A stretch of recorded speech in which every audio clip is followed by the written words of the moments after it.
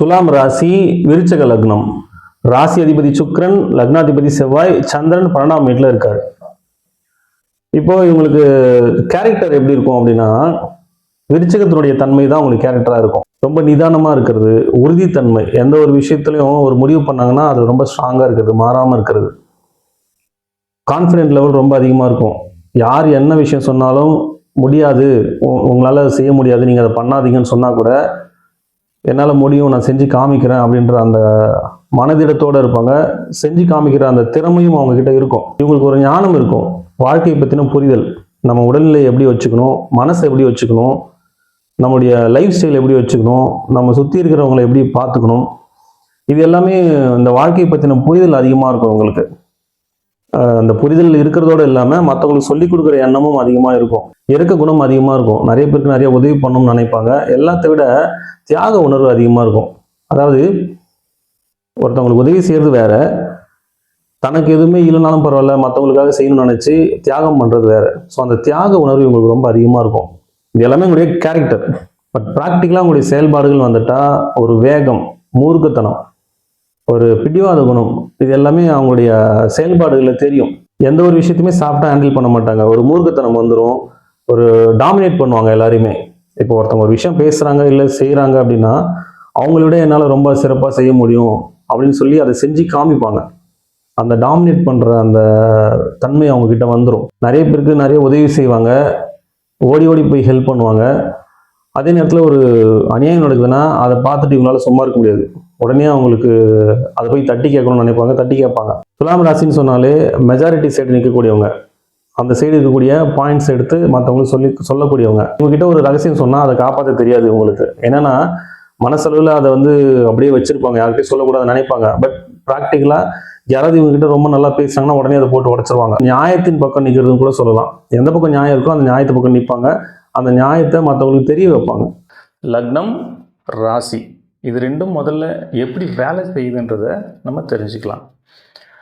இப்போது ஒரு குழந்தை பிறக்குதுன்னு வச்சுக்கோங்களேன், அந்த நேரத்தில் சூரியனுடைய கதிர்வீச்சு எந்த ராசியின் மேலே விழுந்துச்சோ அது லக்னம். ஸோ அந்த லக்னத்தை வச்சு தான் மற்ற கிரகங்களின் தன்மைகளை நம்ம ஆராய்ச்சி பண்ண முடியும். அதே நேரத்தில் சந்திரன் எந்த ராசியின் மேலே இருக்காரோ அது ஜென்ம ராசி. இப்போ ஜென்ம லக்னத்தை வச்சு அந்த ஜாதகருடைய கேரக்டர் எப்படி இருக்கும், அவருடைய சிந்தனை எப்படி இருக்கும், அவருடைய லைஃப் ஸ்டைல் எப்படி இருக்கும், இந்த ஜென்மம் ஃபுல்லாக அவருடைய பலன்கள் என்ன, எந்தெந்த காலகட்டத்தில் எப்படி இருப்பார் அப்படின்றத ஜென்ம லக்னத்தின் மூலமாக நம்ம சொல்ல முடியும். இந்த ராசி எப்படி வேலை செய்யுது அப்படின்னா, கோள்கள் சுற்றிக்கிட்டே இருக்கு இல்லைங்களா, ஒரு கோளும் ஒரு காலகட்டத்தில் ஒரு இடத்துலேருந்து இன்னொரு இடத்துக்கு பயிற்சி ஆகுது. இப்படி பயிற்சி ஆகிட்டே இருக்கும் பொழுது ஒரு பலன் கிடைக்கும். ஒரே கிரகம் ஒரு வீட்டில் இருக்கும்போது ஒரு பலன் தரும், இன்னொரு வீட்டில் இருக்கும்பொழுது வேற ஒரு பலனை தரும். ஸோ இந்த கிரகங்கள் பயிற்சி ஆகும்போது கிடைக்கக்கூடிய பலன்களை சந்திரன் எங்கே இருக்காரோ அதை வச்சு நம்ம கால்குலேட் பண்ணுறோம். அதுதான் ராசி. ஸோ நீங்கள் பார்த்தீங்கன்னா ராசி பலன் தான் எங்கேயுமே சொல்லுவாங்க. ஏன் அப்படின்னா லக்னம்ன்றது ஃபிக்ஸ்டு. நீங்கள் பிறக்கும் பொழுது இந்த ஜென்மம் ஃபுல்லாக உங்களுக்கு என்ன பலன்றதை அங்கே ஃபிக்ஸ் பண்ணியாச்சு. அதே போல் நட்சத்திரமும் அதுக்கேற்ற மாதிரி பலன்கள் இருக்குது. தசாபுத்திகள் நடத்தக்கூடிய கிரகங்களுக்கு ஏற்ற பலன்களும் உங்களுக்கு இருக்குது. ஆனால் இந்த ராசி பலன் கோள்கள் மாறிக்கிட்டே இருக்கும் பொழுது ஒரு பலன் தர்றதுனால அது பலன் மாறிக்கிட்டே இருக்கும். அதனால் ராசி பலன் நம்ம சொல்கிற மாதிரி இருக்குது. லக்னம் அப்படின்றது ஒருத்தருடைய சிந்தனை, அவருடைய கேரக்டர் எப்படி இருக்கும் அப்படின்றத சொல்லக்கூடியது. இந்த ராசி அப்படின்றது தன்னுடைய செயல்பாடுகளை பற்றி சொல்லக்கூடியது. இப்போ உதாரணத்துக்கு ஒருத்தர் கன்னி லக்னத்தில் பிறந்திருக்காருன்னு வச்சுக்கோங்களேன், அந்த கன்னி லக்னத்துக்கு உண்டான அத்தனை குணங்களும் அவருக்கு இருக்கும்.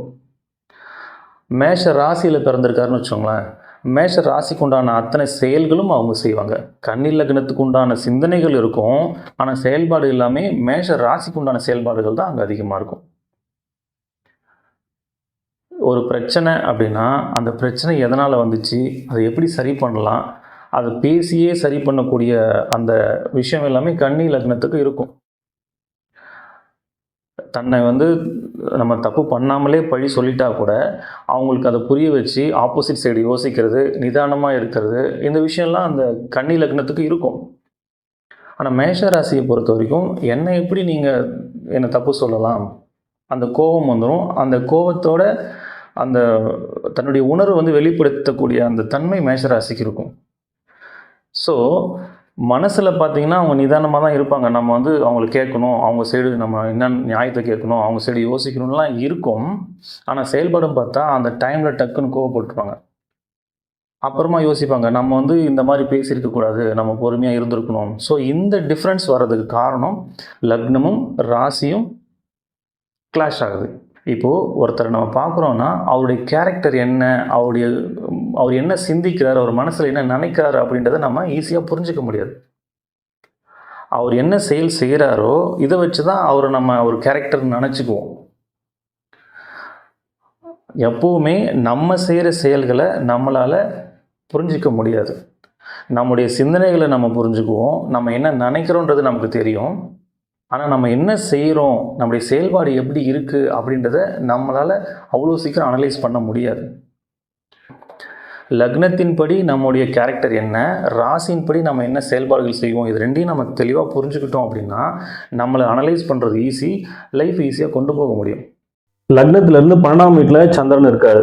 ஸோ சந்திரன் நிற்கிற இடத்த பொறுத்து நம்ம நிறைய பலன்கள் சொல்ல முடியும். அதுக்கு நிறைய விதிகள் இருக்குது, விதி விலக்குகளும் இருக்குது. பட் இங்கே முக்கியமாக ஒரு விஷயம் சொல்லணும்னா தூக்கம் இவங்களுக்கு ரொம்ப குறைவாக இருக்கும். நிம்மதியான தூக்கம், ஆழ்ந்த தூக்கம், நீண்ட தூக்கம், இது எதுவுமே அவங்களுக்கு ஒரு ஃபுல்ஃபில்லாக இருக்காது. இது பொதுவான விதி தான். மற்ற கிரகங்கள் எப்படி இருக்கோ அதை பொறுத்தும் சந்திரனுடைய நிலையை பொறுத்தும் பலன்கள் மாறக்கூடிய வாய்ப்புகள் இருக்குது. அதாவது சந்திரன் பௌர்ணமி சந்திரனாக இருந்தால் ரொம்ப நல்ல பலனை கொடுப்பார், வளபிரி சந்திரனாக இருந்தால் நல்ல பலனும், தேய்பிரி சந்திரனாக இருந்தால் கெடு பலனும் தருவார்னு சொல்லியிருக்காங்க. உங்கள் ஜாதகத்தில் சந்திரனுடைய நிலையை பற்றி தெரிஞ்சுக்கணும்னு நினச்சிங்கன்னா சந்திரன்ல இருந்து 7ஆம் வீடு மேஷம், இங்கே சூரியன் இருந்தார்னா இது பௌர்ணமி சந்திரன். சந்திரன் கூடவே சூரியன் இருந்தார்னா அது அமாவாசை. ரிஷபத்திலிருந்து கன்னி வரைக்கும் இங்கே எங்கேயாவது சூரியன் இருந்தார்னா அது வளர்பிறை சந்திரன். விருச்சகத்திலிருந்து மீனம் வரைக்கும் இங்கே எங்கேயாவது சூரியன் இருந்தார்னா அது தேய்பிறை சந்திரன்.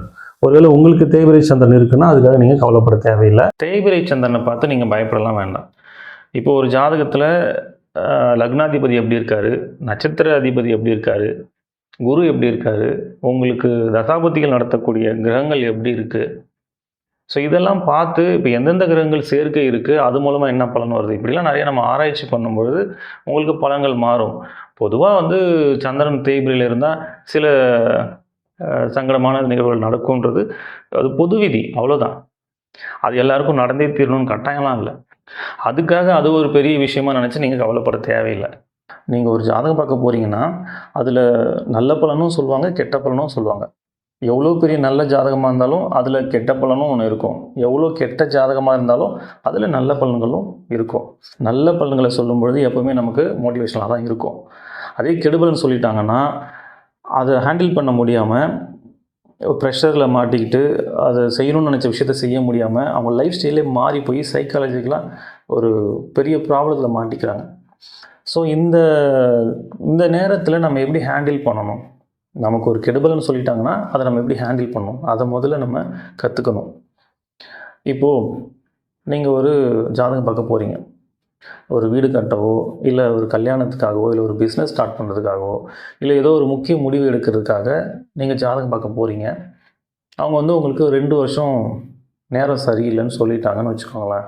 இப்போ இந்த நேரத்தில் சில பேர் என்ன பண்ணுவாங்கன்னா, இந்த 2 வருஷம் நமக்கு நேரம் சரியில்லை, அந்த 2 வருஷம் நம்ம எதையுமே பண்ணக்கூடாதுன்னு ஒதுக்கி வச்சுருவாங்க. இன்னும் சில பேர் என்ன பண்ணுவாங்கன்னா, நேரம் சரியில்லை ஆனால் நம்ம செய்கிற விஷயத்த செய்யாமல் இருக்க முடியாது, நம்ம செஞ்சு தான் ஆகணும் அப்படின்னு சொல்லி பயந்துக்கிட்டே செஞ்சுருவாங்க. இன்னும் சில பேர் என்ன பண்ணுவாங்கன்னா, நேரம் சரியில்லைனா என்ன, நான் செய்கிறத செய்வேன் அப்படின்னு செய்வாங்க. ஸோ இந்த மாதிரியான மனநிலைகள் எல்லாமே ஒரு தவறான ஒரு முடிவை தான் ஏற்படுத்தும். இதை எப்படி ஹேண்டில் பண்ணணும் அப்படின்னா, இப்போது 2 வருஷம் நம்ம நேரம் சரியில்லைன்றதுனால எதையுமே செய்யாமல் 2 வருஷம் கழித்து நமக்கு நேரம் நல்லா இருக்கும் பொழுது நம்ம ஒரு செயலை செய்ய போகிறோம், ஒரு பிஸ்னஸ் ஸ்டார்ட் பண்ணுறோம் அப்படின்னா அங்கே 1000 ரூபாய்க்கு உழைச்சிங்கன்னா அந்த 1000 ரூபாய் உங்களுக்கு கிடைக்கும். ஆனால் அந்த 2 வருஷம் சும்மா இல்லாமல் நீங்கள் உங்களுடைய உழைப்பு அதில் போடுறீங்க, 2 வருஷம் கழித்து உங்களுக்கு டைம் மாறுது அப்படின்னா, இந்த உழைப்பு நீங்கள் இதில் போடுறீங்க இல்லையா, அந்த உழைப்பு போடும் பொழுது 1000 ரூபாய்க்கு உழைப்பு போடுறீங்க, 10 ரூபாய் தான் கிடைக்கிது. அப்போ அந்த நேரம் மாறுற வரைக்கும் அதை நீங்கள் ரன் பண்ணி கொண்டு வரணும்ல. இப்போ 10 ரூபாய் தான் கிடைக்குதுன்னா, உங்களால் அந்த பிஸ்னஸே ரன் பண்ண முடியாமல் அதை நம்ம ஷட் டவுன் பண்ணிட்டு போகிற மாதிரியான சூழல் உருவாகிடும்ல. அப்போ இது மாதிரி நம்ம செய்ய முடியாது. அப்போ என்ன செய்யணும்னா, இந்த 2 வருஷம் சும்மா இருக்க முடியாது. அதுக்கு நம்ம ஒரு பிஸ்னஸ் ஸ்டார்ட் பண்ண போகிறோன்னா, அதில் பெருசாக பாதிப்பு ஏற்படாத மாதிரி நம்ம பரிகாரங்கள் பண்ணிக்கலாம். இப்போ பரிகாரம் பண்ணுறதுனால சுத்தமாக நமக்கு அது நஷ்டமே ஆகாதான்னா, கண்டிப்பாக நஷ்டங்கள் இருக்கும். கெட்ட நேரத்தில் நமக்கு ஒரு கெட்டது நடக்கணும்னா அதை தவிர்க்கவே முடியாது. ஆனால் 1000 ரூபாய்க்கு நீங்கள் உழைக்கிறீங்க, 10 ரூபாய் தான் உங்களுக்கு கிடைக்குன்ற இடத்துல பரிகாரம் பண்ணிவிட்டு நீங்கள் அந்த விஷயத்தை செய்யும்பொழுது ஒரு 100 ரூபாய் கிடைக்கும். ஸோ அந்த நல்ல நேரம் வர்ற வரைக்கும் உங்களால் அதை ரன் பண்ணி கொண்டு போக முடியும். ஆனால் அதுக்கப்புறம் நீங்கள் உழைச்ச உழைப்பு இருக்கு இல்லையா, இங்கே நீங்கள் என்னென்ன உழைப்பெல்லாம் உங்களுக்கு வீணாக போச்சோ, எவ்வளோ நஷ்டமாச்சோ அதை விட பல மடங்கு இங்கே திரும்ப கிடைக்கும். இப்போ நிறைய பேர் நேரம் சரியில்லைன்ற ஒரு காரணத்தினால எதையுமே செய்யாமல் விட்டுறாங்க. ஸோ அந்த மாதிரி இருக்கக்கூடாதுன்றதுக்காக நான் சொல்கிறேன், நீங்கள் கட்டாயம் செய்யுங்க. அந்த உழைப்பு அந்த நேரத்தில் பலன் தரலனாலும் உங்களுக்கு நேரம் மாறும் பொழுது பல மடங்கு திரும்ப கிடைக்கும். நல்ல நேரம் வந்துச்சுன்னா 1000 ரூபாய்க்கு நீங்கள் உழைச்சிங்கன்னா 10,000 கிடைக்கலாம், 1 லட்சமும் கிடைக்கலாம். அதுக்கு நீங்கள் என்ன பண்ணியிருக்கணும், கெட்ட நேரமாக இருந்தால் கூட உங்களோட உழைப்பை மிஸ் பண்ணக்கூடாது. நீங்கள் எல்லா நாளும் அந்த உழைப்பை போட்டுக்கிட்டே இருக்கணும். அதுக்கு தான் சொன்னேன், வெறும் உழைப்பு மட்டும் நீங்கள் போடும் பொழுது அந்த நல்ல நேரம் வரைக்கும் அந்த பிஸ்னஸை கொண்டு போக முடியாமல் போகலாம். அதுக்கு தான் சின்ன சின்ன பரிகாரங்கள் பண்ணிக்கணும். பரிகாரம் பண்ணணும்னா பணம் செலவு பண்ணி தான் பண்ணணும், கட்டாயம்லாம் இல்லை. பணம் செலவு செய்யாமலே நிறைய பரிகாரங்கள் செய்ய முடியும். அது என்னன்றது நான் திரும்ப பின்னாடி சொல்கிறேன். ஸோ எவ்வளோ கெடுபலன்கள் நம்ம ஜாதகத்தில் இருந்தாலும் அதை சரி பண்ணுறதுக்கு ஆப்ஷன் ஒன்று இருக்குது. அதனால் நீங்கள் சந்திரன் தேய்பிரையாக இருக்கிறதுனால நமக்கு ஏதோ பெரிய பிரச்சனையாக இருக்குமோ அப்படின்னு பயப்பட வேணாம்.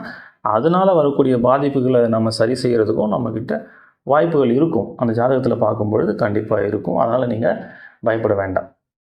இவங்களுக்கு வேலையை பற்றி சொல்லணும்னா, இவங்களுக்கு பெரும்பாலும் சில வேலைகள் மேலே ஆர்வம் அதிகமாக இருக்கும், ஆசைகள் அதிகமாக இருக்கும். ஒரு போலீஸாக இருக்கிறது, மிலிட்ரியில் இருக்கிறது, செக்யூரிட்டி கார்டாக இருக்கிறது, ஒரு டாக்டராக இருக்கிறது, நர்ஸாக இருக்கிறது, ஒரு அட்மினிஸ்ட்ரேஷன் லெவலில் இருக்கிறது, ஒரு ஐஏஎஸ், ஐபிஎஸ், கெசட்டட் ரேங்கில் இருக்கக்கூடிய வேலைகள், எந்த வேலையில் இருந்தாலும் அதில் ஒரு ஹையர் போஸ்டிங்கில் இருக்கக்கூடிய ஆசைகள் இவங்களுக்கு அதிகமாக இருக்கும். ஒரு டீச்சராக இருக்கிறது, நில ஆராய்ச்சி, நிலம் சம்மந்தப்பட்ட வேலைகள் செய்யக்கூடிய ஆர்வம் அதிகமாக இருக்கும். பட் ப்ராக்டிக்கலாக உங்களுக்கு எது மாதிரியான வேலைகள்லாம் அமைகிற வாய்ப்புகள் அதிகம்னா, வியாபாரம் செய்யக்கூடிய வாய்ப்புகள் அதிகம், ரியல் எஸ்டேட் பண்ணக்கூடிய வாய்ப்புகள் அதிகம், ட்ராவல் பண்ணக்கூடியது, மார்க்கெட்டிங் செய்யக்கூடியது, இது மாதிரியான வேலைகளுக்கு கிடைக்கக்கூடிய வாய்ப்புகள் இங்கே அதிகமாக இருக்குது. அழகு சம்மந்தப்பட்டது, அலங்காரம் சம்மந்தப்பட்டது, வாசனை திரவியங்கள் சம்மந்தப்பட்டது, பூக்கள் சம்மந்தப்பட்ட வேலைகள் செய்யக்கூடிய வாய்ப்புகள் இவங்களுக்கு அதிகமாக கிடைக்கும். திருமண வாழ்க்கையை பொறுத்த வரைக்கும் காதல் திருமணம் செய்யக்கூடிய வாய்ப்புகள் அதிகம். இவங்களுக்கு தியாக உணர்வு ரொம்ப அதிகம். அதனால் கணவனோ மனைவியோ அவங்களுக்காக எது வேணால் செய்ய தயாராக இருப்பாங்க. ரொம்ப ரொமான்டிக்காக இருப்பாங்க, ரொம்ப பொசசிவாக இருப்பாங்க, ரொம்ப அன்பாக பார்த்துக்குவாங்க. இது எல்லாமே இருக்கும். ஆனால் முன்கோபம் அதிகமாக இருக்கும். ஸோ கோபத்தை மட்டும் கொஞ்சம் குறைச்சிக்கிட்டா திருமண வாழ்க்கை ரொம்ப நல்லாயிருக்கும். இது பொது பலன் தான். மற்ற கிரகங்கள் அடிப்படையில் பலன்கள் மாறக்கூடிய வாய்ப்புகள் நிறையவே இருக்குது. உங்கள் வாழ்க்கையில் நிறைய ப்ராப்ளம் ஃபேஸ் பண்ணுறீங்கன்னா நம்ம சொல்லக்கூடிய எளிய முறை பரிகாரங்களை வீட்டிலே செஞ்சுக்கோங்க. நிச்சயமாக உங்களுக்கு பிரச்சனைகள் குறையும். பரிகாரம் ஏன் சார் பண்ணணும்? பரிகாரம் பண்ணால் பிரச்சனை தீர்ந்துருமா? நிச்சயமாக தீராது. இப்போது நம்ம ஜாதகத்தில் இருக்கக்கூடிய நல்ல பலன்களை நம்ம அனுபவித்து தான் தீரணும். அதே போல் கெடு பலன்களையும் கட்டாயம் அனுபவிக்கணும். அதுக்கு தான் பிறந்திருக்கோம். அப்புறம் இதுக்கு பரிகாரம் பண்ணணும். பரிகாரம் பண்ணால் அந்த பிரச்சனையினால் ஏற்படக்கூடிய விளைவுகளை குறைக்க முடியும். அந்த பிரச்சனையை ஃபேஸ் பண்ண முடியும். அந்த பிரச்சனையை கடந்து போகிறதுக்கான வழிகள் நமக்கு கிடைக்கும். எப்போவுமே நம்ம பிரச்சனையை பார்த்து பயப்பட மாட்டோம். அந்த பிரச்சனையினால் ஏற்படக்கூடிய விளைவுகளை நினச்சி தான் நம்ம பயப்படுவோம். அந்த விளைவுகள் தான் நமக்கு சிரமத்தை கொடுக்கும். இப்போ உதாரணத்துக்கு, இப்போ இந்த உதாரணம் நான் நிறைய இடத்துல சொல்லியிருக்கேன். இருந்தாலும் எளிமையாக இருக்கிறதுனால நான் திரும்பவும் இதையே சொல்கிறேன். இப்போ நம்ம கீழே விழுந்துட்டோம் அப்படின்னா, கீழே விழுறோம் அப்படின்றது ஒரு பிரச்சனை தான். கீழே விழுந்தால் நமக்கு அடிபடாது, வலிக்காதுன்னா கீழே விழுறதை நினச்சி நம்ம ஏன் பயப்பட போகிறோம்? இப்போ கீழே விழுறது ஒரு நிகழ்வு, ஒரு பிரச்சனைன்னு வச்சுக்கலாம். ஆனால் அதனுடைய விளைவு எப்படி இருக்கலாம்? ஒன்றுமே நடக்காமல் நம்ம எழுந்துடலாம், இல்லை கை காலில் முறிவு ஏற்படலாம், இல்லை 6 மாதம் படுத்து படுக்கையாக இருக்கலாம், இல்லை உயிர் போகிற அளவுக்கு கூட பாதிப்பு ஏற்படலாம். அப்போது கீழே விழுறது ஒரு பிரச்சனை, ஆனால் அதோடைய விளைவுகள் மாறிக்கிட்டே இருக்கு இல்லையா? இப்போ நம்ம பரிகாரம் பண்ணுறதுனால என்ன நடக்கும்னா, அந்த கீழே விழுற பிரச்சனையை நம்ம தவிர்க்க முடியாது, ஆனால் அதனால் ஏற்படக்கூடிய பாதிப்பை நம்ம குறைக்க முடியும். நம்ம ஜாதகத்தில் பிரச்சனைகளை ஏற்படுத்தக்கூடிய கிரகங்களை சாந்தப்படுத்தவும், அதனுடைய வீரியத்தை குறைக்கவும் நம்ம செய்யக்கூடிய செயல்கள் அனைத்துமே பரிகாரம் தான். சரி, இந்த பரிகாரம் பணம் செலவு பண்ணி தான் பண்ணணுமா? பரிகாரம் பல வழிகளை நம்ம செய்ய முடியும். பணம் செலவு பண்ணி செய்கிறது எவ்வளோ வழிகள் இருக்குது. பணம் செலவு பண்ணாமல் நான் செய்யக்கூடிய நமக்கு வழிகள் நிறையா இருக்குது. என்னால் பெருசாக பொருள் செலவு பண்ண முடியாது, ஆனால் பரிகாரம் பண்ணணும்னு நினைக்கிறவங்களுக்கு நான் சொல்லக்கூடிய விஷயங்கள்லாம் நீங்கள் தாராளமாக ஃபாலோ பண்ணலாம். இது எந்த ராசிக்கும் எந்த நட்சத்திரத்துக்கும் பர்டிகுலராக நம்ம சொல்லலை. பொதுவாக யார் வேணாலும் செய்யக்கூடிய எளிமையான பரிகாரங்கள். முதல்ல சூரியனுக்கு சமர்ப்பணம் செய்யணும். தினமும் காலையில் குளிச்சுட்டு மொட்டை மாடியில் போய் நின்று, இல்லை வீட்டுக்கு வெளியில் போய் நின்று சூரியனை பார்த்து கையில் தண்ணி அள்ளி இப்படி கீழே கொட்டுங்க. சூரியனை பார்த்து இப்படி கீழே கொட்டுங்க. சமர்ப்பணம் சொல்லி செய்யுங்க. ஒவ்வொரு பௌர்ணமி அன்னைக்கும் திருவண்ணாமலைக்கு கிரிவலம் போயிட்டு வாங்க. பௌர்ணமி அன்னைக்கு போகிறதுக்கு எனக்கு வாய்ப்பு இல்லை சார் அப்படின்னா, வளர்பிறை டைமில் ஏதோ ஒரு நாள் நீங்கள் போயிட்டு வரலாம். இல்லை அப்போவும் என்னால் முடியாது, எனக்கு எப்போ டைம் கிடைக்குன்னே தெரியல அப்படின்னா, அட்லீஸ்ட் திருவண்ணாமலைக்கு போயிட்டு வாங்க. என்னால் திருவண்ணாமலைக்கு போகிற அளவுக்கு எனக்கு சுச்சுவேஷன் இல்லை சார் அப்படின்னா, நீங்கள் எங்கே இருக்கீங்களோ அங்கேயே நீங்கள் மொட்டை மாடியிலேருந்து சந்திரனுடைய ஒளியில் உங்களால் எவ்வளோ நேரம் இருக்க முடியுமோ இருக்கலாம் பௌர்ணமி அன்னைக்கு. அடுத்தது நவகிரகங்களை சுற்றுங்க. இந்த நவகிரகங்கள் சனிக்கிழமையில் சுற்றுறது சிறப்பு. ஏன் சனிக்கிழமையில் சுற்றணும் அப்படின்னா, ஒவ்வொரு நாளும் சூரியன் உதிக்கிற நேரத்தில் எந்த கிரகங்களுடைய கதிர்வீச்சு பூமி மேலே படுதோ அந்த கிரகத்தினுடைய ஆதிக்கம் அந்த நாளில் இருக்கும். அப்படி தான் நம்முடைய வாரங்கள் இருக்கும். தமிழ் வாரங்கள் 7 நாள் வருது இல்லைங்களா? 7 நாளுமே ஒரு கிரகத்தின் ஆதிக்கம் அங்கே அதிகமாக இருக்கும். அதுபோல் சனி பகவானுடைய ஆதிக்கம் சனிக்கிழமைகளில் அதிகமாக இருக்கும். சனி கிரகத்திலேருந்து வரக்கூடிய கதிர்வீச்சுகள் மூலமாக நமக்கு பலன்கள் கிடைக்கும். பூமியிலிருந்து சனி கிரகம் ரொம்ப தொலைவில் இருக்கிறதுனால இடைப்பட்ட தூரத்தில் இருக்கக்கூடிய கிரகங்கள் அதனுடைய கதிர்வீச்சையும் அதனுடைய பலன்களையும் நம்ம பெறக்கூடிய வாய்ப்புகள் சனிக்கிழமைகளில் அதிகமாக இருக்கும். அதனால் சனிக்கிழமைகளில் நம்ம நவகிரகங்களை சுற்றி வரணும். நவகிரகங்களை சுற்றும் பொழுது ஒரு கிரகத்தின் பேரை சொல்லி போற்றி சொல்லி சுற்றிட்டு வாங்க.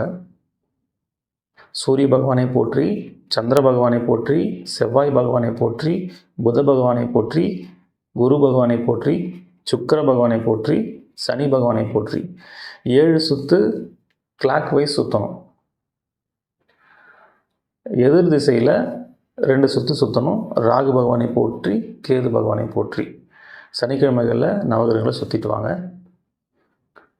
வயசானவங்களை நீங்கள் ரோட்டில் ஆதரவு இல்லாமல் இருக்கிற வயசானவங்களை பார்த்தீங்கன்னா அவங்களுக்கு சாப்பாடு வாங்கி கொடுங்க. அவங்கள பார்க்கணுன்றதுக்காகவே நீங்கள் சாப்பாடு வாங்கிட்டு போய் கொடுத்தீங்கன்னா இன்னும் சிறப்பு. அவங்களுக்கு செஞ்சால் நமக்கு புண்ணியம் நினச்சி தயவு செஞ்சு செய்யாதீங்க. அவங்களுக்கு பசிக்கும், அவங்க பசி ஆற்றணும் அப்படின்ற எண்ணத்தில் நீங்கள் அந்த சாப்பாடை வாங்கி கொடுங்க. மாற்றுத்திறனாளிகள் இருந்தாங்கன்னா அவங்களுக்கு உடல் உழைப்பு கொடுங்க. பணம் செலவு பண்ணுறதை விட நம் உடல் உழைப்பு அதிகமாக கொடுக்கறது தான் பலன்கள் அதிகமாக இருக்கும். இது எல்லாமே ரொம்ப எளிமையாக நீங்கள் செய்யக்கூடிய ஒரு பரிகாரங்கள் தான். இதை நீங்கள் செய்கிறதுனால எளிமையான பரிகாரம் தான், ஆனால் பலன் ரொம்ப பெருசு. நீங்கள் செஞ்சு பாருங்கள், உங்களுக்கு நிறைய பலன்கள் கிடைக்கும். இல்லை சார் எனக்கு இது பண்ணுறதுக்கான வாய்ப்புகளே எனக்கு இல்லை அப்படின்னு இருந்தீங்கன்னா, நீங்கள் எந்த நட்சத்திரம் எந்த ராசியாக இருந்தாலும் எதை பற்றியும் கவலைப்படாதீங்க. முருகனை கெட்டியாக பிடிச்சிக்கோங்க. மனசார முருகனை வேண்டி குருவாய் வருவாய் அருள்வாய் குகனே இதையே திரும்ப திரும்ப சொல்லுங்கள். இதை விட பெரிய பரிகாரம் எதுவும் இல்லை. அதாவது நிறைய வழிகள் இருக்குது. எதுவுமே பண்ண முடியாமல் இருக்கிறவங்களுக்கு இதுதான் பரிகாரம். சரிங்களா? இதெல்லாம் நீங்கள் ஃபாலோ பண்ணுங்கள். நிச்சயமாக உங்கள் வாழ்க்கையில் பெரிய மாற்றம் நிகழும்.